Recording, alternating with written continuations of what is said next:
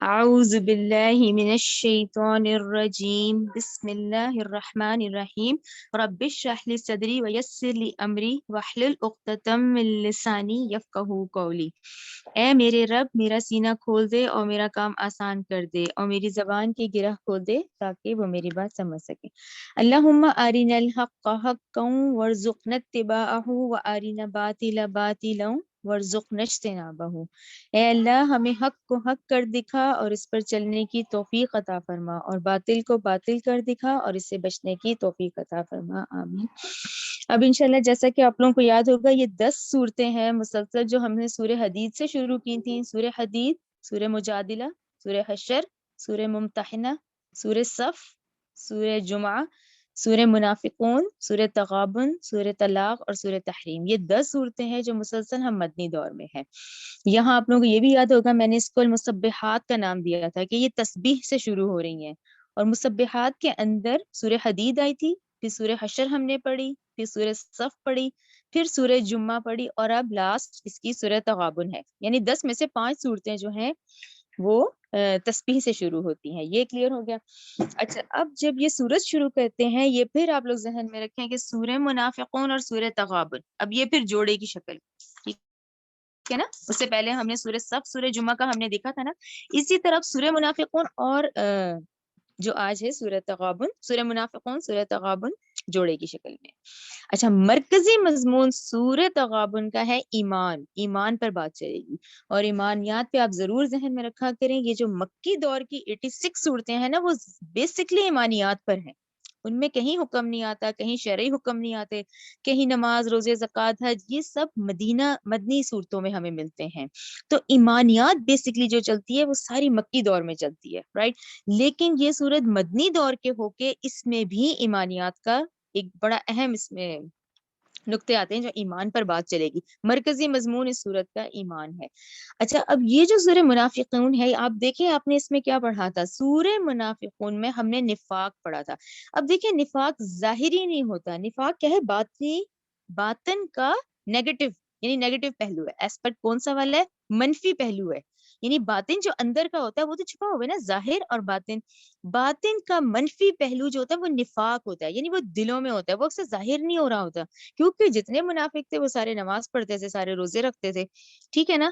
تو یہ اس کا باطنی اور منفی پہلو جو تھا وہ نفاق تھا۔ اچھا، پھر اس کے نقطے ہم نے کون سی پہلی، دوسری، تیسری، چوتھی آیات کے اندر ہی ہمیں کلیئر ہو گیا تھا کہ منافقین کون ہوتے ہیں۔ یعنی نفاق جب دل میں ہوتا ہے تو جھوٹ بولتا ہے انسان، نفاق دل میں ہوتا ہے تو جھوٹی قسمیں کھاتا ہے، پھر نفاق دل میں ہوتا ہے تو اہل ایمان سے دشمنی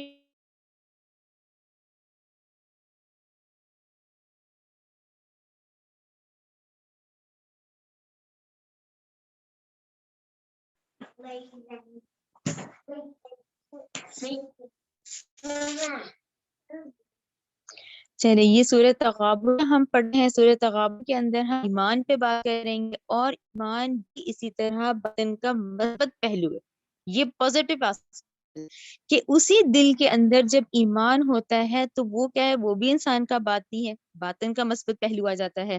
یہاں پہ اس کے اندر جو آیات ہیں وہ میں آپ لوگوں کو لکھواؤں گی۔ یہ ایمان باللہ پہ سٹارٹ لیں گے، پھر ایمان بالرسالت ہوگا، پھر ایمان بالآخرہ ہوگا، اور جب یہ تینوں آ جائیں گے دل کے اندر تو اس کے جو پھل ہیں پھر ایمان، اہل ایمان کو جو ملتے ہیں، پھر اس کی آیات آئیں گی۔ نیکسٹ پیج پر آ جائیں۔ یہ میں آپ لوگوں کو جیسے جیسے بتاتی جاؤں گی، ہم پڑھتے جائیں گے تو یہ نشان لگاتے جائیں گے۔ سب سے اہم آج آپ یہ دیکھیں، کیونکہ دیکھیں 28ویں پارے پر ہیں ہم، اور یہ سورہ تغابن کا مطلب کیا ہے؟ تغابن کا مطلب یہ ہے کہ یہ جو زندگی، یہ جو دنیا ہمیں ملتی ہے، یہ جو دارالامتحان ہے، اس میں جو ہم عمل کر کے جائیں گے، اس میں جو اصل ہار اور اصل جیت کا دن، یعنی تغابن کا کیا مطلب ہے؟ اصل ہار اور اصل جیت کا دن۔ اچھا، اصل اس لیے اس میں لگایا گیا ہے کہ دنیا میں جو یہ کامیابیاں دکھتی ہیں یہ اصل کامیابیاں نہیں ہیں۔ یہ دنیا میں بھی پورا، ہمیں ظاہری بات ہے کہ انسان محنت کرتا ہے وہ کامیاب ہوتا ہے، تو کیا وہ اصل کامیابی ہے یا آخرت کی کامیابی اصل کامیابی ہے؟ تو سورہ تغابن جو ہے وہ اصل ہار اور اصل جیت کا دن ہے۔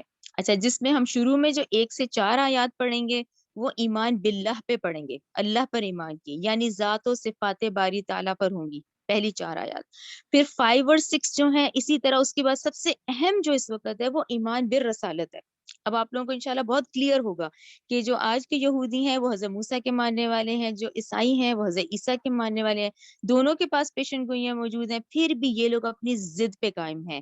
تو آخری نبی کون ہے؟ نبی کریم صلی اللہ علیہ وآلہ وسلم ہے، تو ان پر ایمان لانا اس وقت فرائض میں آتا ہے، تو ایمان بالرسالت ہے۔ پھر اس کے بعد 7ویں جو آیت آئے گی وہ ایمان بالآخرہ پر آئے گی، ٹھیک ہے نا؟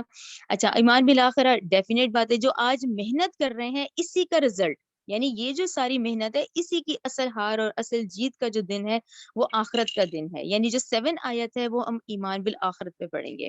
اچھا، اس کے بعد 8 9 10 آیت آئیں گی جو کہ ایمان کی زوردار دعوت پر آئیں گی۔ اچھا، پھر اس کے بعد ثمرات ایمانی، اس ایمان کے جو پھر ثمرات ملتے ہیں اہل ایمان کو وہ ہیں 11 to 15۔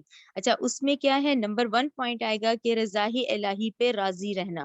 رضا الہی کا کیا مطلب؟ کہ ہر یہ زندگی کے معاملات میں جتنے ایونٹس آتے ہیں وہ اللہ کے حکم سے آتے ہیں، یعنی وہ اللہ کے اذن کے بغیر ممکن ہی نہیں ہے۔ تو ہر بات پہ، ہر ایونٹ پہ، ہر نعمت پہ، ہر نقصان پہ اس پہ کیا ہے؟ رضا الہی، یعنی مقام رضا اس کو ہم کہیں گے، کہ ہر اس پہ راضی رہنا اپنے رب سے۔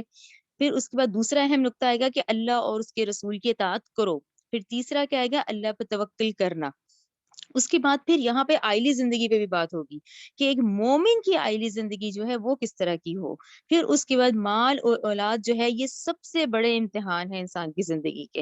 اور دیکھیں نیچرل کیا ہے کہ اللہ تعالیٰ نے فطرت میں محبت بھی ڈالی ہوئی ہے، مال پہ بھی ڈالی ہوئی ہے، اولاد پہ بھی ڈالی ہوئی ہے، اور یہ دونوں بڑے امتحانات میں سے ایک امتحان ہے جو بھی آگے آیات آئیں گی، ٹھیک ہے؟ یہ ہو گئی 11 سے 15 تک۔ پھر آئیں گے 16 17 18، پھر جو ہے اب اس ایمان والے کے عملی تقاضے کیا ہوں گے؟ عملی تقاضوں میں پھر یہ ہوگا کہ اللہ کا تقوی اختیار کیا جائے، یعنی سنو اور اطاعت کرو۔ پھر کیا ہے؟ اللہ کو قرض حسنہ دو۔ پھر کیا ہے کہ اہل ایمان جو یہاں نیکیاں کریں گے ان کی ایک بھی نیکی ضائع نہیں جائے گی، ٹھیک ہے؟ یہ پوری صورت ہے۔ اس طرح اب ہم شروع کرتے ہیں۔ پہلی جو 4 آیات ہم پڑھیں گے یہ اب ہم نشان لگاتے جاتے ہیں، وہ ایمان باللہ پر ہے، ٹھیک ہے؟ چلیں سورج شروع کرتے ہیں۔ اور جوڑا بھی آپ لوگوں کو سمجھ آ گیا۔ منافقون وہ باطنی پہلو تھا، منفی پہلو تھا۔ تغابن کیا ہے؟ مثبت پہلو ہے، جو کہ ایمانیات پہ شروع ہوگی صورت، ٹھیک ہے؟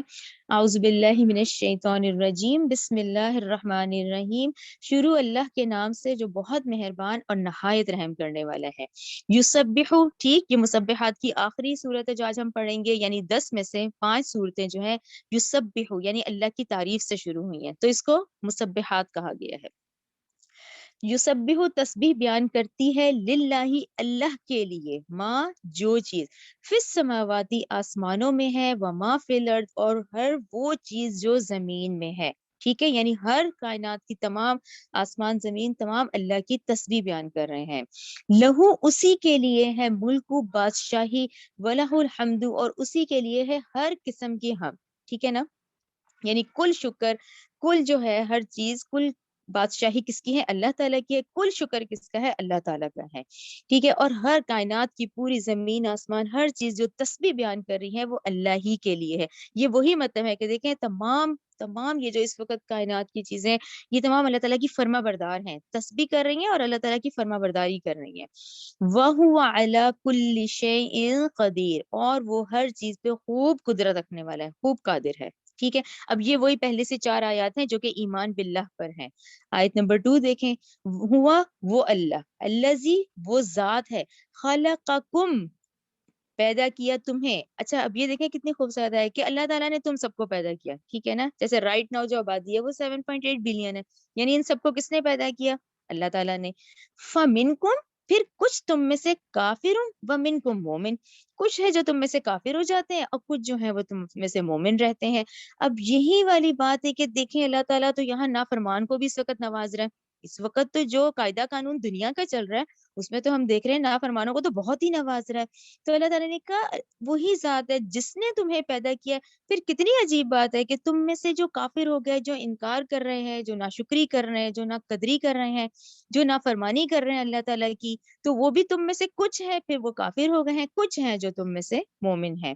واللہ اور اللہ بما ساتھ اس کے جو تعملون جو تم عمل کرتے ہو، بصیر خوب دیکھنے والا ہے.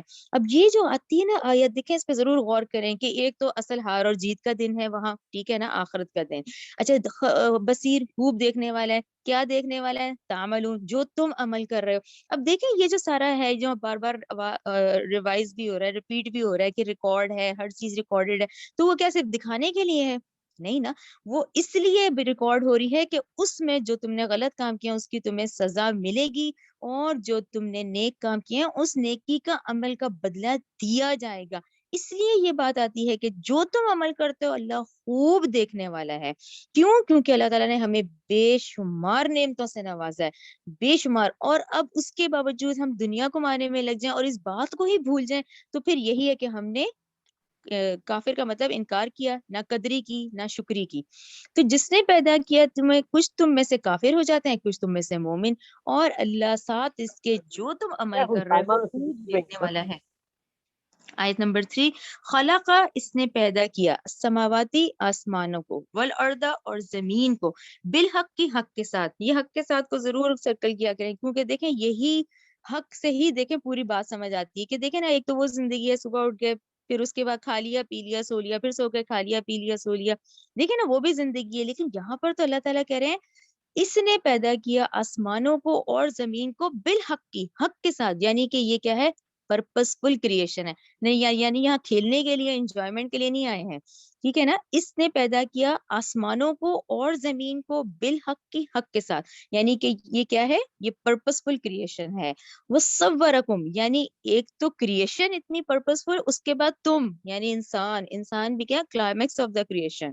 وہ صورکم, اور اس نے صورتیں بنائی تمہاری. اب یہ دیکھیں چہرہ کتنی بڑا معجزہ ہے, وہی آنکھ ناک ہے, اور وہ دیکھیں ہر ایک انسان کی مختلف شکل ہے.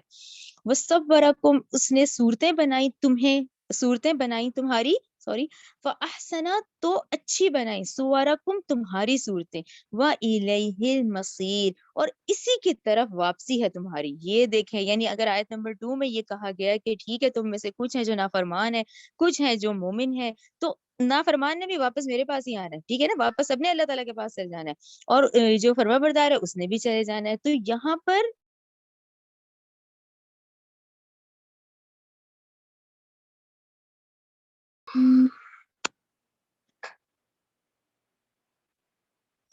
اچھا یہ آپ لوگ کیونکہ سورہ بنی اسرائیل پڑھ رہے ہیں تو اس میں انسان کیا ہے, انسان ابھی میں نے بتایا نا کلائمیکس آف دا کریشن ہے, تو انسان کے لیے جو ورڈ قرآن میں ہمیں یوز ملتا ہے وہ ہے انسان سب سے بڑی فضیلت والی مخلوق ہے. کیسے؟ سورہ بنی اسرائیل 70 کی یہ آیت ہے, اور ہم نے فضیلت دی ان کو بہت سی مخلوقات پر, ان میں سے جن کو ہم نے پیدا کیا. یعنی جتنی مخلوقات اللہ تعالیٰ کی بنائی ہوئی ہیں اس میں سب سے زیادہ کلائمیکس آف دا کریشن یہ انسان ہی ہے. تو انسان کے لیے اب ہم کیا یوز کریں گے کہ یہ فضیلت دی ہے اس انسان کو, ٹھیک ہے نا. اچھا اس کے بعد پھر وہی والی بات, اور اسی کی طرف واپسی ہے, ٹھیک ہے نا. اب وہی والی بات کہ اب واپسی کا کیا مطلب ہے کہ جیسے پہلے بصیر یوز ہوا, اب مسیر کہ پہلے کیا کہا کہ خوب دیکھنے والا ہے, پھر کہا کہ اسی کی طرف تمہاری واپسی ہے, کہ تمہارے جتنے اعمال ہیں اس میں سے اس کے اچھے اور برے کا بدلہ دیا جائے گا. ٹھیک, آیت نمبر 4 دیکھیں, یعلم, وہ جانتا ہے, ماں, جو کوئی, فی السماواتی, آسمانوں میں ہے, والارض, اور زمین میں ہے. ٹھیک ہے. اچھا اس آیت کے تو آپ 3 حصوں میں کر لیں کہ اس میں اب کیونکہ ہم ذات باری تعالیٰ پڑھ رہے ہیں نا کہ یہ ذات باری تعالیٰ کی صفات ہیں, یہ تمام جو 4 آیات ہیں یہ ساری صفات ہیں اللہ تعالیٰ کی. تو اس میں یہ والی آیت دیکھیں چوتھی, یعلم ما فی السماواتی والارض, یعنی آیت کا اتنا پورشن نمبر 1 ہو گیا کہ وہ جانتا ہے جو کچھ آسمانوں میں اور زمین میں. اگلا دیکھیں نمبر 2, وہ یعلم, وہ جانتا ہے, ما تسرون, جو تم چھپاتے ہو, وما تعلنون, اور جو تم ظاہر کرتے ہو. یعنی ایک انسان جو چھپاتا ہے وہ بھی اللہ اس سے جانتا ہے, اور جو کچھ تم ظاہر کرتے ہو اس سے بھی اللہ تعالیٰ جانتے ہیں. اسی کا تیسرا پورشن دیکھیں, واللہ, اور اللہ, علیم, خوب جاننے والا ہے, بذات الصدور, سینوں کے راز کو بھی جاننے والا ہے. یہ آپ لوگ کلیئر ہوا. یہ جو آیت نمبر 4 ہے اس لحاظ سے کہ یہ بہت اہم ہے کہ اس میں ذات باری تعالیٰ کی صفات سے پہلا کیا حصہ ہے کہ وہ جانتا ہے جو کچھ آسمانوں میں ہے اور جو کچھ زمین میں. دوسرا وہ جانتا ہے کہ جو کچھ تم چھپاتے ہو, جو کچھ تم ظاہر کرتے ہو. تیسرا کیا ہے, وہ خوب جاننے والا ہے تمہارے سینوں کے راز کو. اچھا یہ جو سینوں کے راز ہیں اس پہ ڈاکٹر اسرار نے کہا ہے کہ دیکھیں اس میں 2 طرح کے مطلب آتے ہیں. ایک تو سینے میں کیا ہوتا ہے, سینے میں دیکھیں دل کے اندر ایسی سینے میں ایسی باتیں کچھ محفوظ ہوتی ہیں جو انسان کہنا نہیں چاہ رہا ہوتا لیکن وہ دل میں ہوتی ہے. پہلا مطلب تو ہمیں یہی سمجھ آتا ہے نا کہ اللہ خوب جاننے والا ہے سینوں کے رازوں کو, کہ ٹھیک ہے بھائی ایک بات ہوتی ہے جو ہم کہتے نہیں ہیں لیکن پرپزلی ہم سوچ رہے ہوتے ہیں اس کا, ٹھیک ہے نا, ایک تو وہ. لیکن انہوں نے کہا اس بات میں ڈیپتھ ہے, یہ وہ والے سینے کے راز تو وہ ہیں جو کہ آپ سوچ رہے ہیں اور آپ کے دلوں میں ہے, لیکن اس میں انہوں نے کہا ہے کہ ایک وہ خیال ہوتا ہے کہ جس میں ہمیں خود خبر نہیں ہوتی. کتنے ایسے خیالات ہیں جو ایک دم دماغ میں آتے ہیں اور چلے جاتے ہیں, جن پہ ہم خود نہیں سوچتے اپنے بارے میں. تو یہ وہ والے ہیں کہ یہاں پر نہ صرف یہ جن کے بارے میں تم سوچتے ہو بلکہ وہ جو تمہارے بے خبری میں آنے والے تمہارے خیالات ہیں اللہ تعالیٰ اس سے بھی واقف ہے. یہاں آپ لوگ ضرور لکھیں سورہ نجم 32, کیونکہ سورہ نجم 32 میں یہ آیت ہے کہ وہ تمہیں خوب جانتا ہے اس وقت سے جب اس نے تمہیں زمین سے اٹھایا تھا اور جب تم اپنی ماؤں کے پیٹوں میں جنین کی شکل میں تھے. تو یہ سورہ نجم 32 میں ہم پڑھ کر آئے ہیں یہ کہ یہاں پہ ذات باری تعالیٰ کی صفات ہیں جو 1 سے 4 آیت تک ہے. کلیئر؟ اب آ جائیں آگے 5 اور 6 کی طرف. 5 اور 6 اب ایمانیات پہ بات آئے گی, یعنی پہلا کیا تھا ایمان باللہ تھا, اب کیا ہے ایمان بالرسالت ہے. اب آیت نمبر 5 دیکھیں, کیا لم نہیں یاتکم کیا نہیں آئی تمہارے پاس نبأ خبر الذین ان لوگوں کی جنہوں نے کفر کیا من قبل اس سے پہلے. یہاں پہ تو آپ لوگ رک جائیں, اب انشاءاللہ آپ لوگوں کو کلیئر ہو گیا ہوگا کن کن کی خبریں ابھی تک ہم نے پڑھی ہیں, کیونکہ دیکھیں خبر آیا, خبر مینس صحیح بات حقیقی, کون سی؟ قوم نوح, قوم صالح, قوم سمود, دیکھیں یہ ہم نے سارا پڑھا ہے نا, آل فرعون کا, قوم لوط کا, قوم شعیب کا. تو اب یہ آیت یہاں پہ کیونکہ اب بالکل آپ اینڈ پر ہیں کہ کیا نہیں آتی ان کے پاس خبریں ان لوگوں کی جنہوں نے کفر کیا اس سے پہلے. یعنی اس سے پہلے اب آپ دیکھیں ہم لوگ کتنی اقوام کا کتنا ڈیٹیل سے پڑھ کر آئے ہیں. اچھا فذاقو, جب انہوں نے کفر کیا تو کیا ہوا؟ فذاقو, انہوں نے چکھا, وبال امرہم, اپنے کام کا, ولہم, اور ان کے لیے عذاب علیم, عذاب ہے بہت دردناک. تو یہ کیوں رسالت پہ اہم آیت آ گئی؟ کیوں؟ کیونکہ یہ تمام رسول اللہ کا پیغام پہنچاتے تھے, یعنی یہ پورا پیغام پہنچا دیا جاتا تھا, اس کے جو انکار کرتے تھے. تو یہاں پر ہمارے لیے بھی پتا ہے کیونکہ ہم بھی نبی کی امت ہیں, تو یہاں یہ ایمان بالرسالت ہے کہ وہ آئے تھے, انہوں نے ان کو خبردار بھی کیا گیا, ان پہ تمام خبریں بھی پہنچی تھیں. پھر جب انہوں نے انکار کیا تو کیا ہوا؟ پھر انہوں نے اس کا عذاب چکھا لوگوں نے, اور کیسا؟ عذاب علیم, بہت ہی دردناک عذاب چکھا. آیت نمبر 6, ذالک, یہ بِأَنَّهُ, اس وجہ سے کہ بلا شبہ شان ہے یہ, کانت تھے, تاتیہم, آتے ان کے پاس, رسولہم, ان کے رسول, بالبینات, واضح دلیلوں کے ساتھ.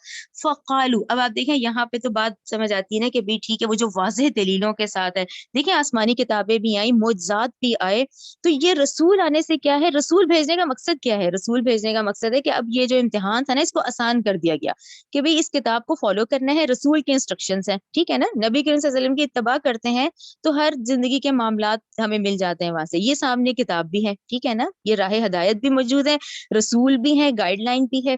تو یہ واضح دلیل یہ ہوتی ہے کہ بھئی وہ آتے تھے ان کے پاس, آتے ان کے پاس واضح دلیلوں کے ساتھ. اچھا اب آپ دیکھیں رسپانس کیا ہوتا تھا.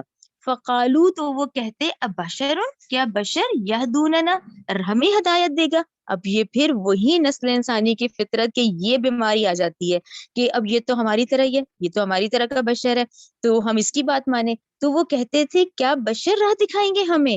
فَكَفَرُوا, تو اس وجہ سے انہوں نے کفر کیا, انکار کیا. وَتَوَلَّوْا, اور انہوں نے اس کی روگردانی کی, ٹھیک ہے نا, یعنی اس بات سے اعراض کر دیا. وَاسْتَغْنَى اللَّهُ, تو اللہ بھی ان سے بے پرواہ ہو گیا. دیکھیں وَاسْتَغْنَى یہ وہی ہے جو اللہ کی صفات ہم نہیں پڑھتے کہ اللہ غنی ہے, غنی مینس بے پرواہ.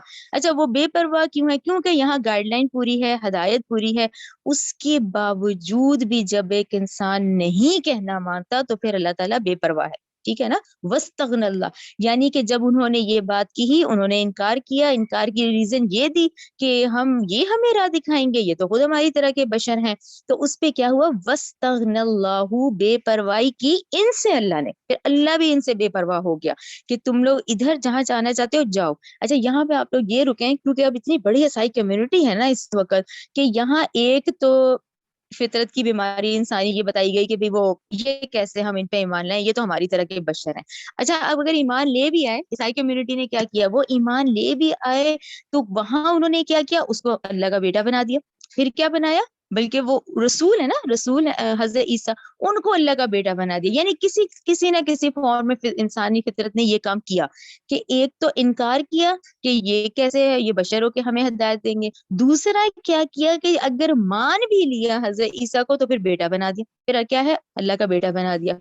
یہاں پر آپ لوگ ضرور لکھیں سورہ کہف 110 110. کیوں سورہ کہف 110 میں یہی ہے کہ اے نبی کریم صلی اللہ علیہ وسلم آپ ڈنکے کی چوٹ پر کہیے اور بار بار کہیے کہ میں تمہاری طرح کا ایک بشر ہوں. کیونکہ یہ بات قرآن میں آتی ہے بار بار کہ بار بار اس بات کو ریمائنڈ دے دو ان لوگوں کہ میں تمہاری ہی طرح کا ایک بشر ہوں. کیونکہ اس سے پہلے نسل انسانی نے یہی کیا کہ انکار کرتے تھے صرف اس وجہ سے کہ یہ ہمیں دکھائیں گے یہ تو خود ہماری طرح ہے.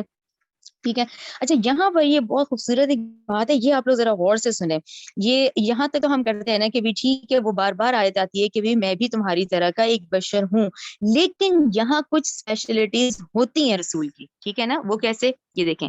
بہرحال اس میں تو کوئی شک نہیں کہ اللہ تعالیٰ کے تمام پیغمبر انسان ہی تھے، لیکن پیغمبروں کے بعض خصائص ایسے بھی ہوتے ہیں جو عام انسانوں کے نہیں ہو سکتے. ٹھیک ہے. نبی کریم صلی اللہ علیہ وآلہ وسلم کی سیرت میں کئی ایسے خصائص کا ذکر ملتا ہے. مثلاً اچھا یہ جو ریفرنس میں پڑھ رہی ہوں یہ صحیح بخاری اور مسلم کے ہی یہ ڈاکٹر سرار نے جو بیان کیے ہیں آپ لوگ غور سے دیکھیں سنیں. مثلاً جب صحابہ اکرام رضی اللہ تعالیٰ عنہ نے نبی کریم صلی اللہ علیہ وسلم سے عرض کیا کہ آپ خود تو صوم وصال کس کو کہتے ہیں؟ صوم وصال کا یہ مطلب ہوتا ہے کئی دنوں کا روزہ رکھنا. یعنی ایک روزہ ختم نہیں ہوا تو اگلا شروع کر دیا، یعنی کئی دنوں کا روزہ، اور اس طریقے سے کہ یکے بعد دیگرے روزے رکھتے چلے جانا. تو صحابہ عرض کرتے تھے کہ اے نبی کریم صلی اللہ علیہ وسلم آپ خود تو صوم وصال کا اہتمام فرماتے ہیں لیکن ہمیں اس کی اجازت نہیں دیتے. تو آپ صلی اللہ علیہ وسلم نے فرمایا تم میں سے کون ہے جو مجھ جیسا ہے؟ میں تو اس حال میں رات گزارتا ہوں کہ میرا رب مجھے کھلاتا ہے اور پلاتا ہے. یہ لائن بخاری کی ہے. اسی طرح نبی کریم صلی اللہ علیہ وسلم کا فرمان ہے کہ اللہ کی قسم نماز با جماعت میں تمہارے رکوع اور تمہارے سجدے مجھ پر مخفی نہیں ہوتے، میں تو اپنے پشت یعنی پشت پیچھے بھی تمہیں دیکھ رہا ہوتا ہوں. ٹھیک ہے. یہ بخاری اور مسلم دونوں میں ہے. اچھا پھر وہی بات معراج کا واقعہ ہم لوگ دیکھتے ہیں جس میں راتوں رات مکہ سے بیت المقدس اور پھر وہاں سے آسمانوں کی سیر کروائی گئی. تو یہاں یہ اسپیشلٹی ان میں ہوتی ہے، گو کہ وہ ہے انسان ہی. کیونکہ دیکھیں نا ہم نے غزوات بھی پڑھی ہیں، وہاں چوٹ بھی آئی تو وہاں خون بھی نکلا. جب حضرت ابراہیم ان کے بیٹے کی پیدائش ہوتی ہے اور ان کے فوت ہونے کے بعد ان کی آنکھوں میں آنسو بھی آئے. تو یہ تمام ہے. ٹھیک ہے وہ پیغمبر بھی انسان ہے لیکن ان کے خصائص ایسے ہوتے ہیں جو اسپیشلٹی ایک رسول میں ہوتی ہے. ٹھیک ہے. اچھا آگے دیکھیں. وَاسْتَغْنَى اللَّهُ، اور بے پرواہی کی ان سے اللہ نے. وَاللَّهُ غَنِيٌّ حَمِيدٌ، پھر اللہ کیا ہے، بڑا بے پرواہ اور خوب قابل تعریف ہے. ٹھیک ہے نا. یہ 6 آیت سمجھ آ گئی نا کہ بے پرواہ کیوں ہے، کہ ٹھیک ہے جب وہ جہنم میں پھینکے جا رہے ہوں گے پھر اللہ بے پرواہ، پھر اس وقت کا چیخنا چلانا کام نہیں آئے گا. کیونکہ اس وقت ہدایت کے تمام ذرائع موجود ہے، یعنی وہ امتحان بھی آسان کر دیا گیا ہے، اب اس پہ محنت ہم نے خود کرنی ہے. ٹھیک ہے نا. اس کون سے دن کی؟ یہی جس کی ہم سورت پڑھ رہے ہیں، تغابن، اصل ہار اور اصل جیت والے دن کی. ٹھیک ہے. آیت نمبر 7 دیکھیں. اچھا 5 اور 6 ہو گئی، اب آپ لوگ 7 پہ آ گئے. 7 کون سی؟ ایمان بالآخرت لکھ لیں. 7 کیا ہے؟ زعما، باطل عقیدہ رکھا، الذین، ان لوگوں نے جنہوں نے کفروا، کفر کیا، ان یہ کہ الن یبعثوا، کہ وہ ہرگز دوبارہ نہیں اٹھائے جائیں گے. ٹھیک ہے نا. یہی ایک ہے، دیکھیں یہی آیت ہے جس پہ اعمال صحیح ہوتے ہیں کہ جب یہ انسان کو پتا ہو کہ میں نے اپنے ایک عمل کا حساب کتاب دینا ہے، تو وہ لوگ جنہوں نے باطل عقیدہ رکھا، جنہوں نے انکار کیا کہ وہ ہرگز نہیں اٹھائے جائیں گے، قل کہہ دیجئے بلا کیوں نہیں، وربی، قسم ہے میرے رب کی، لتبعثن، البتہ تم ضرور اٹھائے جاؤ گے، ثم پھر لتنبؤن، اور تم ضرور خبر دیے جاؤ گے، بما، ساتھ اس کی چیز کی جو علم تم نے اعمال کیے، جو تم عمل کر کے آئے ہو. وذالک علی اللہ یسیر، اور یہ اللہ پر بہت ہی آسان ہے، بالکل آسان ہے. ٹھیک ہے. آیت نمبر 7 کلیئر ہوئی کہ یہ یہاں پر آیات کلیئر ہوتی ہیں ہماری جو کہ ایمان بالآخرت پر ہے. اور یہ سب سے زیادہ اہم دیکھیں 7ویں آیت ہے کہ دیکھیں بار بار ریمائنڈر دیا جا رہا ہے کہ تمہارے ایک عمل کا بدلہ جو ہے وہ دیا جائے گا. اور دیکھا جائے تو دیکھیں کتنی خوبصورت آیات ہے. اس میں پرپز آف کریشن بھی ہم نے دیکھا، ہم خود کیا ہیں، انسان خود کیا ہے وہ کلائمیکس آف دا کریشن ہے. تو اللہ تعالیٰ نے کہا یہ سب حق کے ساتھ ہے, یہ کھیل تماشے کے لیے نہیں تھے, نہیں بنایا گیا, ٹھیک ہے نا, یعنی کہ یہ سیریس پرپز سیریس ہے, یہ سیریس کریشن ہے, تو اس کے ریزلٹس بھی سیریس ہیں, رائٹ. اچھا اس کے بعد ہے آیت نمبر 8 پر آ جائیں. 8 9 10 جو ہے وہ ایمان کی زوردار دعوت ہے. آیت نمبر 8 فآمنوا, اب یہ دیکھیں فا سے شروع ہو رہا ہے, چنانچہ, یعنی یہ بات سمجھانے کے بعد ہوتا نہیں فآمنوا, چنانچہ تم ایمان لاؤ, باللہ و رسولہ, اللہ پر اور اس کے رسول پر, ٹھیک ہے. آیت نمبر 8, چنانچہ تم ایمان لاؤ اللہ پر, اس کے رسول پر, والنوری, اور اس نور پر, الذی, وہ جو, انزلنا, ہم نے نازل کیا. یہ کلیئر ہے کہ اللہ پہ ایمان لاؤ, اس کے رسول پر ایمان لاؤ. اب رائٹ ناؤ وقت کا رسول کون ہے؟ نبی کریم صلی اللہ علیہ وسلم, یعنی اس وقت اب لازم ہے کہ سب نبی کریم صلی اللہ علیہ وسلم پر ہی ایمان لائیں, اللہ پر, اس کے رسول پر, اور اس نور پر جو ہم نے نازل کیا. ٹھیک ہے, یہ ہدایت کی کتاب کیا ہے؟ قرآن ہے. واللہ, اور اللہ, بما, ساتھ اس کے, تعملون, خبیر, جو تم عمل کرتے ہو, خبیر, خوب خبردار ہے.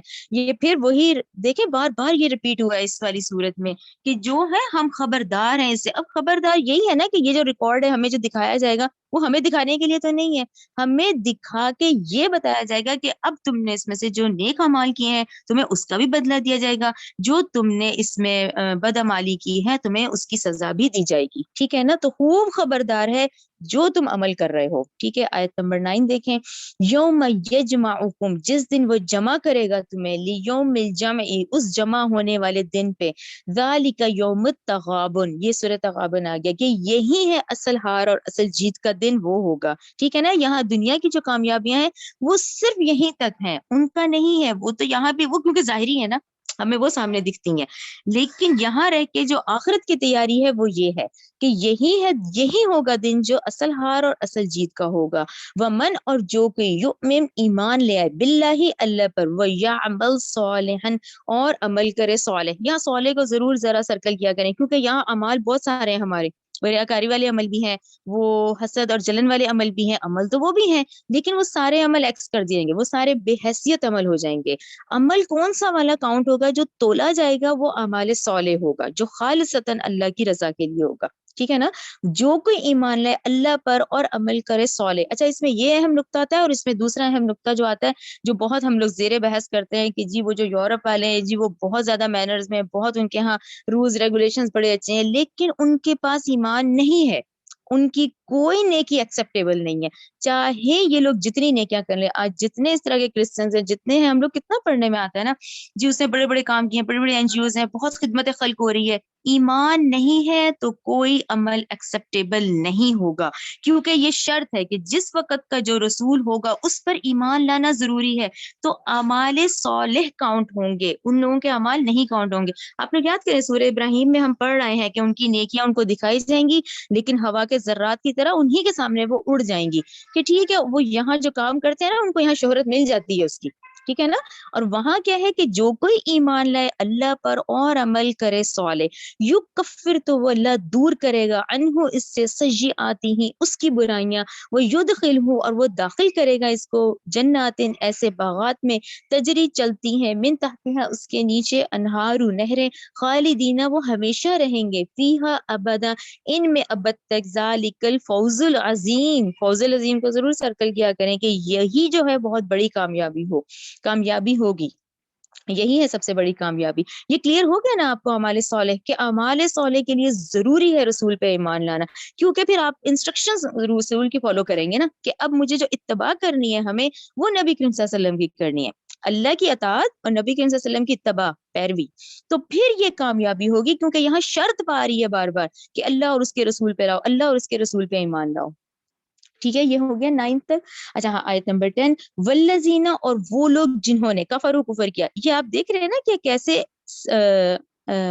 9 10 11, 9 کے اندر ہار جیت کی بات آئی, پھر جو کامیاب ہوں گے ان کا 9 پہ اینڈ ہوا. اب 10 دیکھیں, والذین, وہ لوگ جنہوں نے, کفروا, پھر انکار کیا, نہ قدری کی, نہ شکری کی, وکذبوا, اور تکذیب کی, بھی آیاتنا, ہماری آیتوں کی, اولئک, وہی لوگ, اصحاب النار, وہی آگ والے ہیں, خالدین فیہا, ہمیشہ رہیں گے اس میں, وبئس المصیر, بہت ہی برا ٹھکانہ ہے وہ, بہت ہی بری لوٹنے کی جگہ ہے, ٹھیک ہے. یہاں پر یہ ایمان کی زوردار دعوت آ گئی کہ کیونکہ یہ کام کرو گے تو پھر یہ ہار جیت کا دن ہے اور اس کے یہ دونوں ریزلٹس ہوں گے، ٹھیک ہے، اس آخرت کے دن کے۔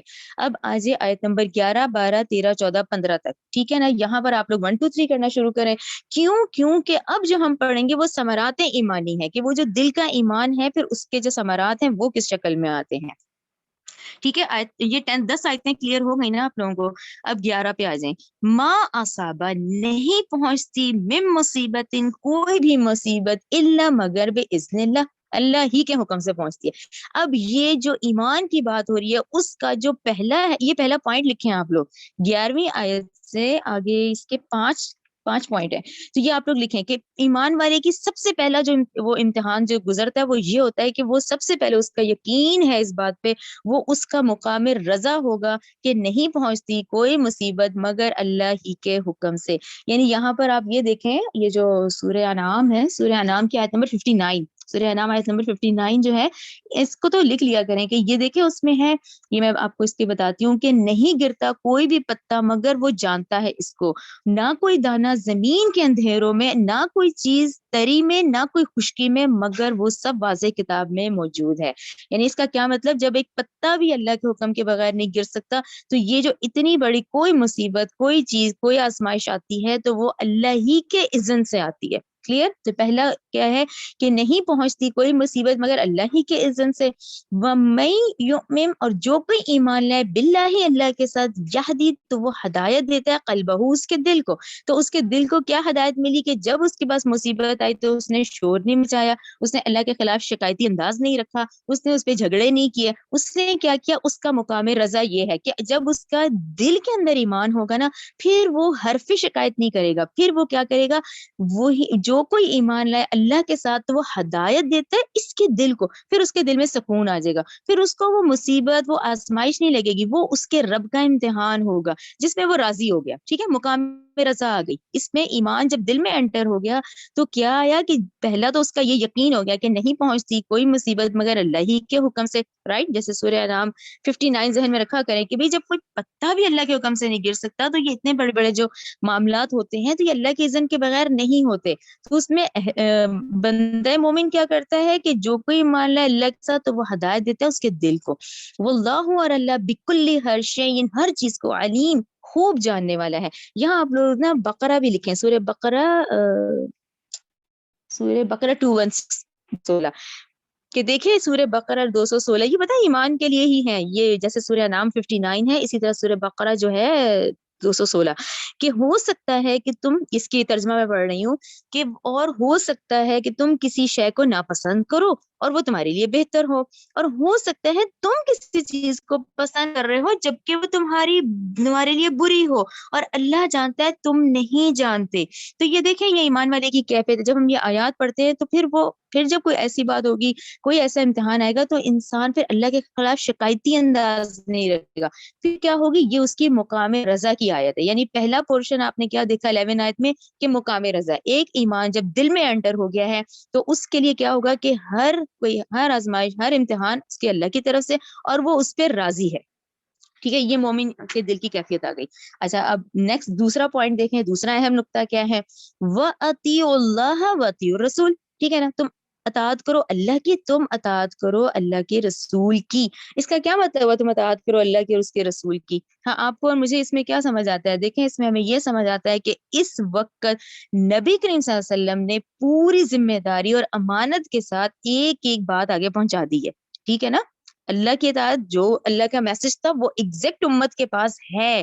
یعنی اب اس کے بعد آپ سے اور مجھ سے سوال ہوگا اس آیت میں قیامت کے دن کیا کہ اب تم نے کیا کیا تھا، ٹھیک ہے نا۔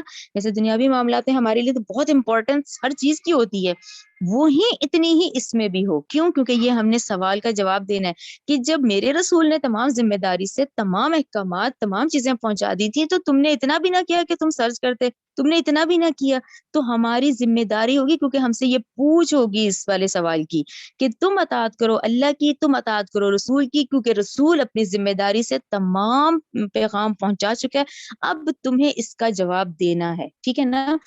فَإِن تَوَلَّيْتُمْ پھر اگر تم اعراض کرتے ہو، ٹھیک ہے نا، رسول کا پیغام تو ہم پہ پورا پہنچ گیا ایز اٹ از، اس پورے قرآن کی دیکھیں تمام احادیث موجود ہیں، تمام ریفرنسز سب کچھ موجود ہے، ٹھیک ہے نا، وہ تمام چیزیں اس وقت ہیں ہدایت کے لیے، اللہ کی اطاعت کرو، اس کے رسول کی اطاعت کرو، پھر اگر تم روگردانی کرتے ہو، تم اس سے منہ پھیرتے ہو، تم اعراض کرتے ہو، فَإِنَّمَا تو بس علی رسولنا ہمارے رسول پر تو بلاغ المبین پہنچا دینا تھا ظاہر۔ تو یہ دوسرا تو بہت ہی زیادہ اہل ایمان کا امتحان ہے کہ جب سارے یہ تمام ہدایت کے ذرائع اس وقت موجود ہیں تو اب یہ سوال ہم سے انڈیویجول کیا جائے گا کہ تم نے کتنی اطاعت کی اپنے رسول کی، ٹھیک ہے نا۔ اچھا یہاں پہ آپ لوگ ضرور لکھیں، مجھے سورہ آل عمران 31 بہت پیاری آیت لگتی ہے، سورہ آل عمران 31، سورہ آل عمران 31 کا دیکھیں ترجمہ کیا ہے، کہہ دیجئے کہ اگر تم محبت کرتے ہو اللہ سے، ٹھیک ہے نا، اگر تم اللہ سے محبت کرتے ہو تو تم اتباع کرو میرا، یعنی رسول صلی اللہ علیہ وسلم کا، تو اللہ تم سے محبت کرے گا اور تمہارے بخش دے گا تمہارے گناہوں کو، اور اللہ بہت بخشنے والا نہایت رحم کرنے والا ہے، ٹھیک ہے نا۔ یہ سورہ آل عمران 31 جب ہم پڑھتے ہیں تو یہ شرط ہے، تم اللہ سے محبت کرتے ہو تو رسول سے محبت کرو، رسول کی اتباع کرو، رسول کی اتباع کرو گے تو تمہارے سارے گناہ دھل جائیں گے، ٹھیک ہے نا۔ یہ کلیئر ہو گیا ہمیں کہ رسول اپنی ذمہ داری سے جو پیغام پہنچا چکا ہے، تو اب ہمیں یہ جواب دینا ہوگا کہ تم نے اس کے بارے میں کیا کیا اور تم نے کہاں تک اس کی محنت کی، ٹھیک ہے نا۔ نبی کے صلی اللہ علیہ وسلم کے 23 سالہ زندگی جو ہے، اسی لیے میں آپ کو کہتی ہوں سیرت ضرور پڑھا کریں، سیرت ہمیں ضرور پتا ہو۔ یہ ہو گیا پہلا پوائنٹ، ہو گیا، دوسرا ہو گیا، چلیں اب تیسرے کی طرف آ جائیں۔ اللہ اللہ لا الہ الا ہوا، نہیں ہے کوئی معبود برحق مگر وہی، ٹھیک ہے نا، اللہ کے سوا کوئی معبود نہیں ہے۔ وعلی اللہ، اللہ ہی پر فلیتوکل المؤمنون، پس مومنوں کو چاہیے کہ وہ اللہ ہی پر توکل کریں۔ کلیئر، یہ بھی ایک ہے، یعنی اس بات کا کیا ہے کہ آپ بس محنت کرتے چلے جائیں اور نتائج جو ہیں دیکھیں اب وہ اس دنیا میں ملتے ہیں یا آخرت میں، یہ نہیں، نتائج جو ہے وہ اللہ پہ چھوڑ دیں، ہم نے کیا کرنا ہے، اپنے طور پہ محنت کرنی ہے، اپنے طور پہ جو کچھ کر سکتا ہے وہ کرے، ٹھیک ہے نا۔ اللہ کے سوا کوئی معبود نہیں اور اللہ ہی پر مومنوں کو توکل کرنا چاہیے، ٹھیک ہے۔ یہ ہو گیا تیسرا پوائنٹ۔ اب فورتھ کی طرف آ جائیں، آیت نمبر 14۔ اچھا اس کی تو ہیڈنگ ہی آپ لوگ دے دینا کہ ایک مومن کی پھر آئلی زندگی، کہ ظاہری بات ہے ایک مومن کا معاملہ پھر اس کی آئلی زندگی۔ اچھا آیت نمبر 14، یا ایھا الذین، اے لوگو جو آمنو ایمان لائے ہو، ان بلا شبہ، من ازواجکم تمہاری بیویاں، و اولادکم تمہاری اولاد، عدو دشمن ہے، لکم تمہارے لیے، فاحذروہم لہذا تم ان سے بچو۔ اچھا اس کو نا جہاں سلیش کر دیں، یہ ڈاکٹر صاحب نے بڑا خوبصورت سمجھایا، دیکھیں اس کا ہرگز یہ مطلب نہیں ہے کہ تمہاری بیویاں اور تمہاری اولاد تمہارے دشمن ہے، کیونکہ آیت تو ہمیں ایسے لگتی ہے کہ بھئی وہ تمہارے دشمن ہے لہٰذا ان سے بچو، ایسی بات نہیں ہے۔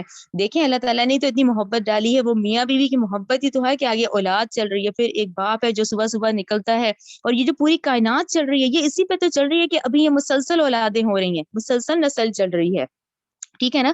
یعنی یہ دو ایسے ہیں کہ بیویاں اور اولاد جن کی محبت فطری طور پر مرد میں ڈالی گئی ہے۔ اے لوگو جو ایمان لائے ہو، بلا شبہ بعض تمہاری بیویاں اور تمہاری اولاد دشمن ہے لہٰذا ان سے بچو۔ تو اس کا پہلا مطلب یہ ہوا کہ یہ دو بڑے امتحانات ہیں۔ اب بات کہاں آتی ہے، اب وہی والی بات، جہاں بیویاں ہیں ان کی ڈیمانڈ بہت زیادہ ہے، جہاں بچے ہیں ان کی خواہشات پوری کرنے لگ گئے، ان کی ڈیمانڈز اور ان کی خواہشات کو پورا کرتے کرتے ایمان سے دور ہو گئے، جہاد سے دور ہو گئے، اس قرآن اور دین کی تعلیم سے دور ہو گئے، تو پھر یہ دشمن ہے، یعنی اس شکل میں یہ دشمن ہے۔ اس کو آپ لوگ سلیش کر دیں کیونکہ آیت کا اتنا پورشن جو اس طرح سے آتا ہے ایک دم، لیکن اس کا تفسیر میں جب ہم جاتے ہیں تو اس کا ہرگز یہ مطلب نہیں، بلکہ ان دو یعنی بیویاں اور اولاد کی بے جا جو خواہشات ہوتی ہیں ان میں اتنا آگے نہ نکل جاؤ کہ تم دین کو بھول جاؤ، کہ تم اپنی آخرت ہی بھول جاؤ، کہ سارا دن تم اس میں لگ جاؤ، لہٰذا اس چیز سے بچو۔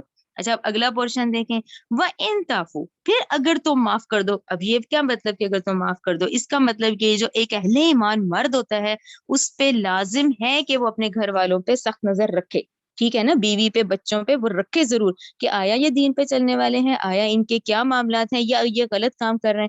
اچھا اب کیونکہ انسان ہے، ظاہری بات ہے غلطی بیوی سے بھی ہو سکتی ہے، بچوں سے بھی ہو سکتی ہے، اس سچویشن میں کہا جا رہا ہے وَإِن تَعْفُوا، کہ اگر تم معاف کر دو، ٹھیک ہے، اگر کوئی ایسی بات ہو گئی تو اس کا ہرگز مطلب نہیں ہے کہ گھر میں پورا جنگ کا نقشہ کھینچ دیا جائے، بلکہ کوئی ایسی غلطی ہو پھر تم ان کو معاف کر دو، وہ تصفہو اور ان کو درگزر کرو، پہلی غلطی ہے اس کو معاف کر دو. دیکھیں یہ تو رول ہے کہ یہ تو نہیں کہ ایک دم غلطی اور پکڑ کے نہیں، بلکہ اگر غلطی ہو بھی گئی ہے تو ان کو معاف کر دو، وتصفہو درگزر کرو، وتغفروا اور ان کو بخش دو. فإن اللہ تو بلا شبہ اللہ غفور الرحیم بہت بخشنے والا نہایت رحم کرنے والا ہے. یعنی تم اس طرح کا معاملہ بیوی بچوں کے ساتھ رکھو گے تو تمہیں بھی بخشا جائے گا اور تم پر بھی رحم کیا جائے گا.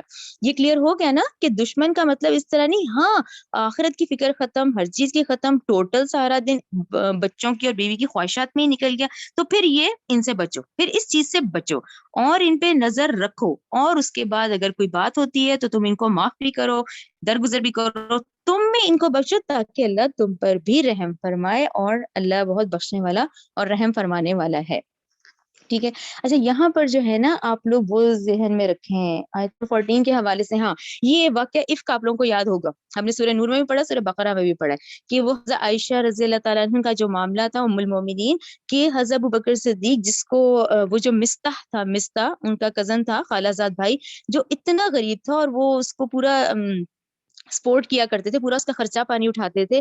تو اس وقت جب اس نے ہی حضرت عائشہ پہ الزام لگایا تھا تو حضرت ابوبکر نے بھی کہا تھا کہ میں اس کی کفالت کی ذمہ داری نہیں لیتا، انہوں نے اس کو دینا چھوڑ دیا تھا. تو اس پر بھی یہ آیات نازل ہوئی تھی کہ تم ان کو معاف کر دو، درگزر کر دو اور ان کو بخش دو. یعنی کوئی گھر والوں کے ساتھ، رشتے داروں کے ایسا معاملہ ہو تو معاف کر دو، درگزر کرو اور ان کو بخش دو. تو یہاں یہ ضرور ذہن میں رکھیں واقعہ عفق کے حوالے سے، کیونکہ حضرت ابوبکر صدیق کا معاملہ ہے کہ جب ان کو بھی پتا چلا تھا کہ مستح نے جس کو سپورٹ کر رہے ہیں اسی نے ہی ان کی بیٹی پہ الزام لگایا ہے، یہ بہتان لگایا ہے، تو پھر انہوں نے اپنا ہاتھ روک لیا تھا. لیکن اس کے بعد یہ آیات نازل ہوئی تھی، ٹھیک ہے نا، کہ ان کو بلکہ تم معاف کر دو اس کو. تو دوبارہ انہوں نے اس کا خرچہ پانی شروع کر دیا تھا. یہ کلیئر ہو گیا.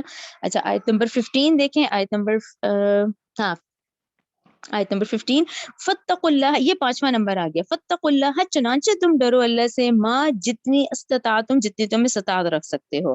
اچھا واسمعوا سنو، واطیعوا اطاعت کرو، وانفقوا اور تم خرچ کرو، خیرن بہت بہتر ہوگا لانفسکم تمہارے اپنے نفسوں کے لیے.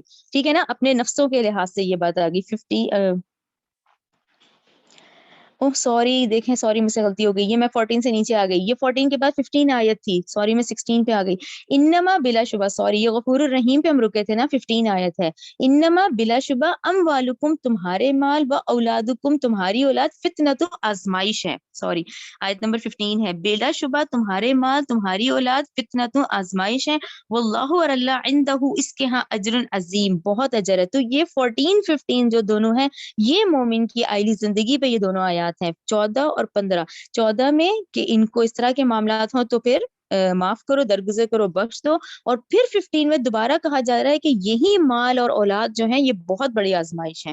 یہاں آپ لوگ ضرور سورہ آل عمران 14 سورہ آل عمران آیت نمبر 14 لکھیں، سورہ آل عمران آیت نمبر 14، کیونکہ دیکھیں سورہ آل عمران آیت 14 ہے یہی کہ مزین کر دی گئی لوگوں کے لیے مرغوبات دنیا کی محبت، جیسا کہ نمبر 1 عورتیں، پھر بیٹے، پھر خزانے، پھر سونا، پھر چاندی، اور نشان زدہ گھوڑے اور مال مویشی اور کھیتیاں. تو یہ بہت بڑی آزمائش ہے کہ ان کی محبت بھی دلوں میں ڈالی گئی ہے. یعنی ایک طرف یہ امتحان بھی ہے، ایک طرف ان کی آزمائش بھی ایسی ہے کہ محبت بھی اتنی ڈالی گئی ہے اور پھر یہ آزمائش بھی ہے.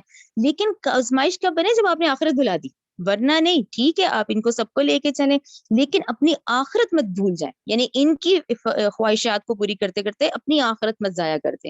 تو اس لحاظ سے کہ بلا شبہ تمہارے مال تمہاری اولاد آزمائش ہے، اللہ اس کے ہاں تو بہت بڑا اجر ہے.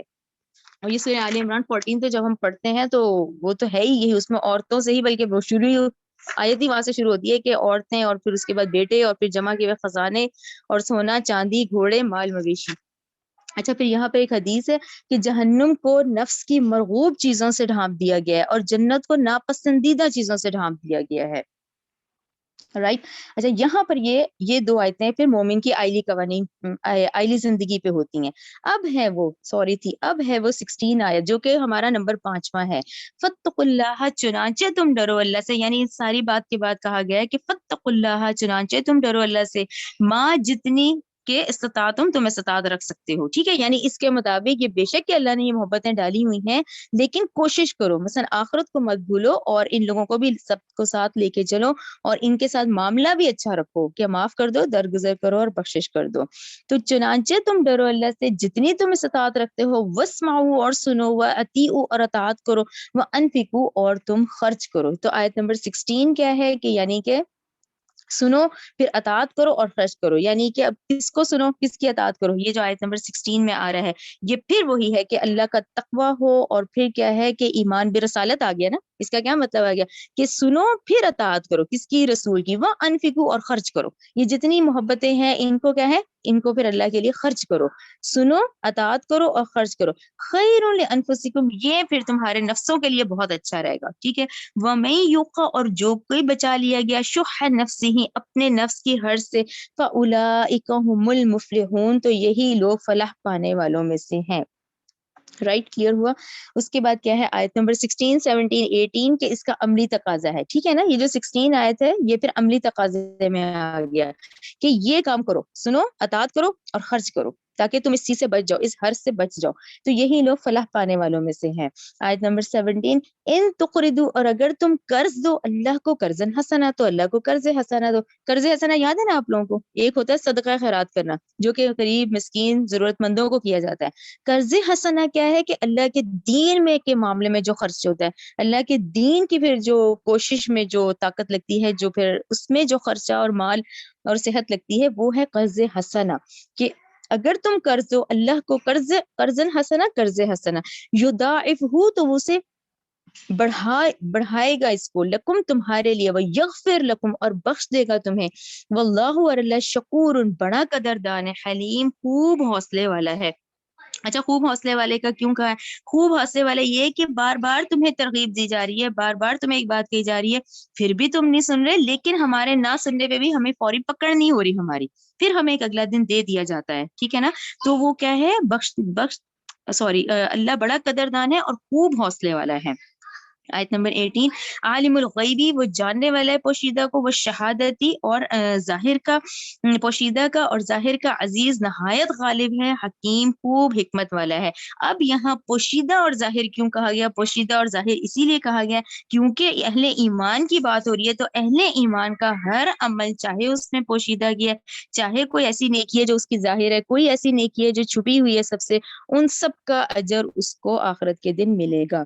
چلیے انشاءاللہ یہاں پہ سورۃ تغابن کمپلیٹ ہوتی ہے. ربنا تقبل منا انک انت السمیع العلیم وتب علینا انک انت التواب الرحیم. سبحانک اللہم وبحمدک اشہد ان لا الہ الا انت استغفرک واتوب الیک.